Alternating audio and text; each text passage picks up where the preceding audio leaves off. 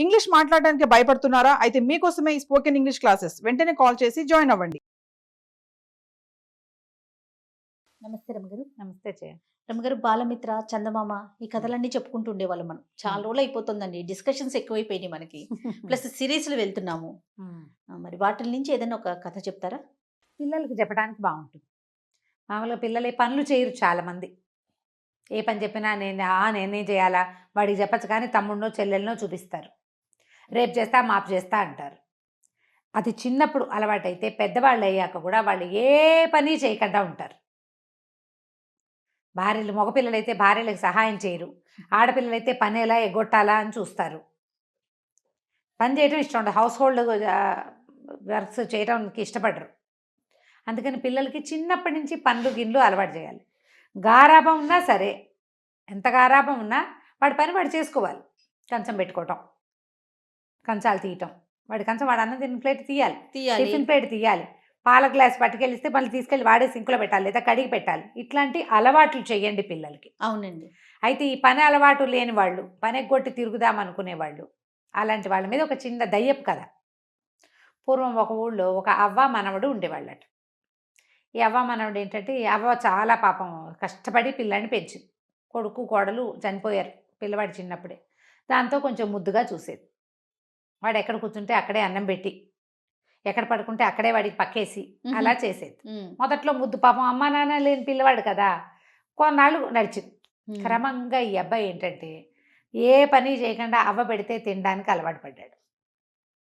ఎప్పుడైనా ఏదైనా బలవంతంగా ఒక పని చేయిస్తే, ఏ పొలం పనో చేయిస్తే మళ్ళీ 3-4 రోజుల దాకా నాకు అది నొప్పి ఇది నొప్పి అనేవాడు, పని మానేసేవాడు. కానీ తిండి కావద్దు, తిండి కావాలిగా. వాళ్ళ దగ్గర వీళ్ళ దగ్గర డబ్బులు తీసుకుని ఏవో ఒకటి కొనుక్కుని తినేసేవాడు. మళ్ళీ ఆ డబ్బులు వెనక్కి కట్టడానికి, పని చేయడానికి బద్ధకం. ఊళ్ళలో అప్పుడు ఏముంది, వస్తు మార్పిడ్లు, పని మార్పిడ్లు అవి ఉండేవి. ఏదో కొట్లో నుంచి వస్తువులు తెచ్చుకుంటే కొట్లో అవసరమైన పని చేసి పెట్టాలి. ఓ పొలంలో నుంచి ఏదైనా తెచ్చుకుంటే వాళ్ళకి పొలం పని అవసరమైనప్పుడు చేయాలి. అబ్బాయి అసలు చేసేవాడే కాదు. ఎప్పుడు ఏదో ఒక గొడవ వచ్చేది వాళ్ళ ఇంటికి. మీ వాడు అది తీసుకున్నాడు, ఇది తీసుకున్నాడు అంటే బామ్మ మామ అవ్వ ఒక్కతే ఎక్కడి నుంచి ఇస్తుంది. రోజు అనేది, ఒరే నేను నిన్ను మొయ్యలేకపోతున్నాను, చాలా బరువు అయిపోయావు నువ్వు, నాకు పని చెయ్యి, ఏదైనా పని చెయ్యి, పెద్దవాడివి అవుతున్నావు, 18 ఏళ్ళు వచ్చినాయి, పని చేయకపోతే ఎట్లా, ఇంకా 4 ఏళ్ళు పోతే పెళ్లి చేసుకుంటావు, పెళ్లి కావాలంటే నేను పని చేయను అనేవాడు.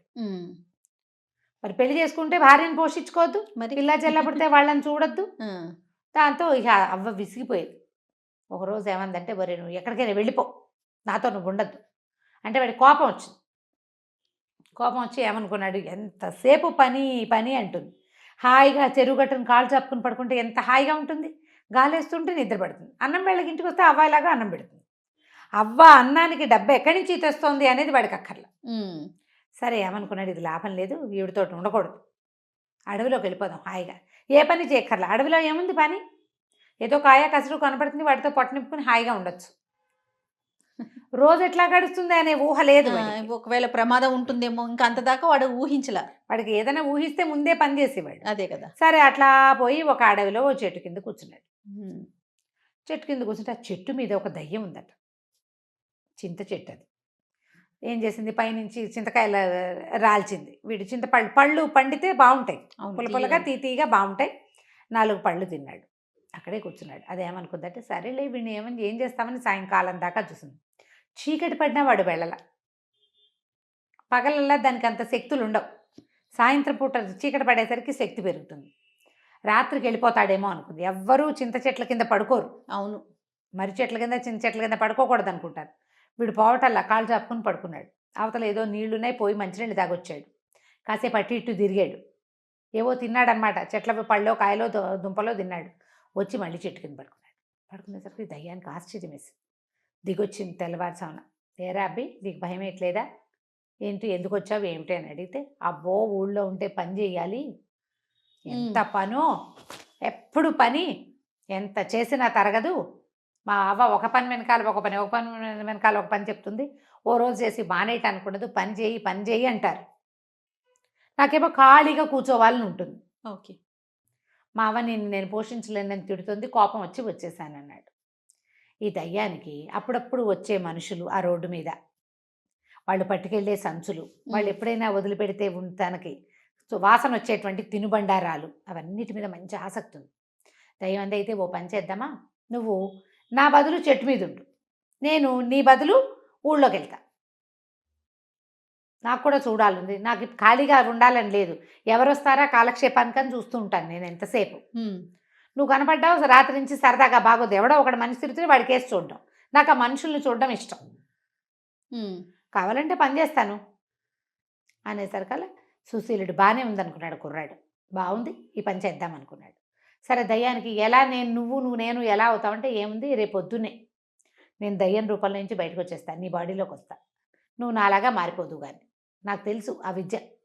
కాకపోతే ఏంటంటే నువ్వు వచ్చి అడిగితేనే ఇస్తా బాడీ, ఎవరు చెప్పినా నేను నా బాడీ నీకు ఇవ్వను. మనం మార్చుకోలేం, మనం ఒకళ్ళకొకళ్ళు ఒప్పుకోవని మార్చుకోవాలి. ఓకే, ఒకళ్ళు ఒప్పుకోపోయినా రెండో వాళ్ళకి అవకాశం లేదు.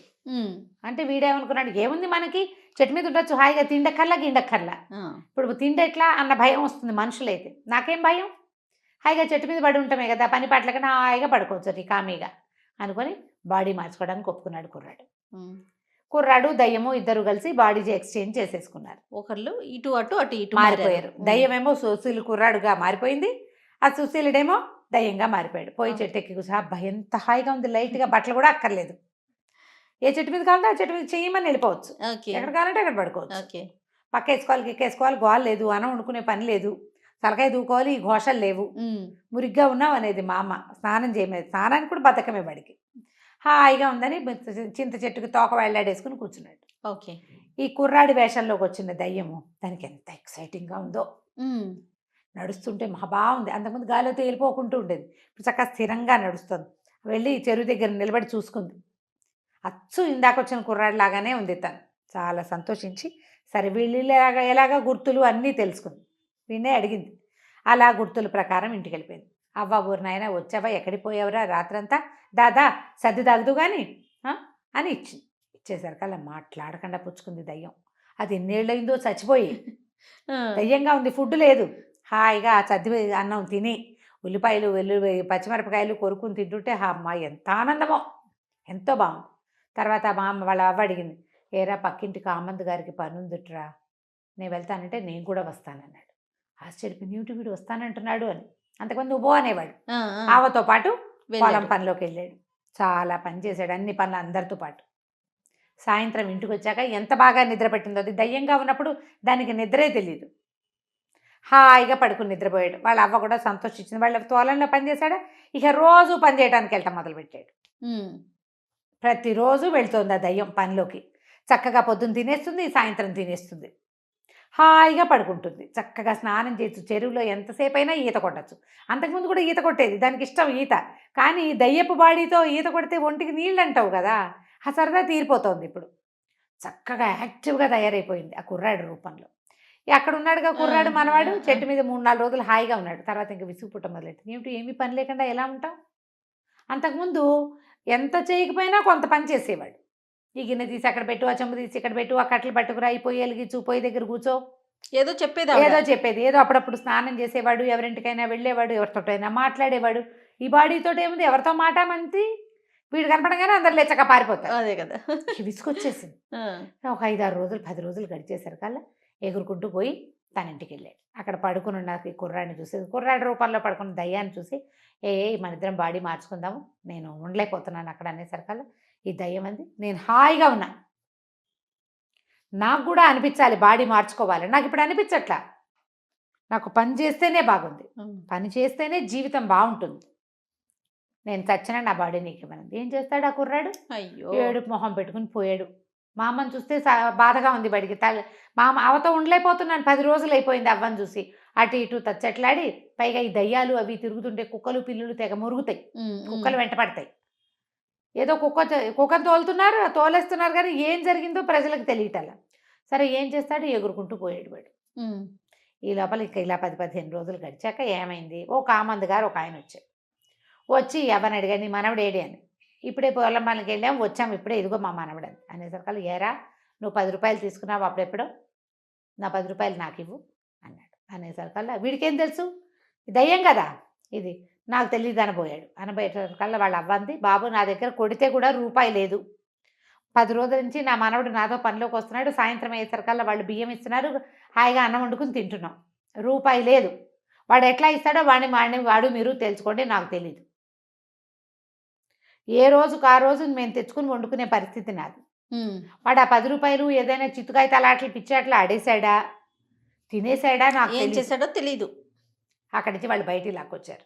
వీడికి ఏం తెలుసు, ఈ దయ్యంలో రూపంలో కుర్రాడికి పని చేయటం తెలుసు.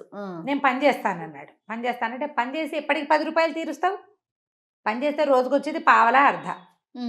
అక్కడి నుంచి వాళ్ళు అన్నారు, ఏంటి వేషాలు వేస్తున్నావా, ఇదివరకు లేదు ఇప్పుడు పని చేస్తానంటావు అని చెప్పేసి 2 పీకారు. కొట్టేసరికి ఒకళ్ళు 2 దెబ్బలు కొట్టేసరికి మిగిలిన వాళ్ళకి ఒక ఉద్రేకం వస్తుంది. చెట్టు కట్టేయండి రా, చెట్టు కొట్టేసి కొట్టండి రా వెండి అన్నారు. చెట్టు కట్టేసేసారు. కట్టేసి ఫటా కొట్టేశారు. దయ్యానికి అనిపించింది, అమ్మ వీళ్ళు కొడుతున్నారేమిటి, ఇలాంటిది ఒక ఘటన జరుగుతుందని తెలియదు దానికి. బాగా దెబ్బలు తిన్నాక నువ్వు రేపటి నుంచి పనిలోకి రావాలని చెప్పి వెళ్ళారు. పనికి రావాలి, దెబ్బలు తిన్నాడు. అక్కడి నుంచి దేవుడా రావుడా జీవుడా అని ఎట్లాగొట్లా పని చేయటం మొదలుతాయి. ఈ లోపల ఇంకొకళ్ళు వచ్చారు. మా దగ్గర రూపాయి తీసుకున్నాడు. 10 రూపాయలు తీసుకున్న వాళ్ళు 25 దెబ్బలు కొడితే రూపాయి తీసుకున్నవాడు ఎన్నో కొన్ని కొట్టాలి కదా. అక్కడి నుంచి భయం వేసేసింది వీడికి. ఓరు నాయనో ఈ దెబ్బలు ఎవడు తింటాడు, పరిగెత్తుకుంటూ పోయాడు ఆ సుశీల్ దగ్గరికి. కుర్రాడు అక్కడ ఉన్నాడు కదా చెట్టు మీద. బాబు నీ బాడీతో నేను పడలేనురా, ఈ దెబ్బలు ఎవడు తింటాడు, ఎవడి దగ్గర నువ్వేమేమి బాకీలు చేసావో వాళ్ళంతా కొట్టడానికి వస్తున్నారు, ఇప్పుడు ఏమిటి పని చేయించుకుంటారు, కసి తీరడానికి కొడతారు, నా వల్ల కాదు, నీ శరీరం నువ్వు తీసుకో, నా బాడీ నాకు ఇచ్చేసి అనగానే అప్పటికి 20 రోజుల నుంచి విసిగిపోయి ఉన్నాడు ఆ సుశీలుడు. ఎప్పుడెప్పుడు వెళ్ళి అవ దగ్గర పడిపోదామా అని ఉంది. ఖాళీగా ఉండటం మంచిది కాదు అని తెలిసిపోయింది. అన్నీ కనపడతాయి పదార్థాలు. దయ్యాలు ఏం తింటాయి, ఆహారం అవసరం లేదు కదా. కంటికి నచ్చిన ఏ పదార్థము తినడానికి ఉండదు, పాడు చేయగలదు దయ్యం, తిండి ఉండదు. వెంటనే బాడీ స్విచ్ అయిపోయాయి. దయ్యం పోనీలే ఎప్పుడో ఒకసారి సరదాగా చూసాం కదా, ఎప్పుడైనా వచ్చి నన్ను పలకరించు, బాయ్ బాయ్ అని చెప్పేసింది, చిటకేసింది. ఈ సుశీలుడు పరిగెత్తుకుంటూ వెళ్ళి అవని కావలించుకున్నాడు అవ్వా అని.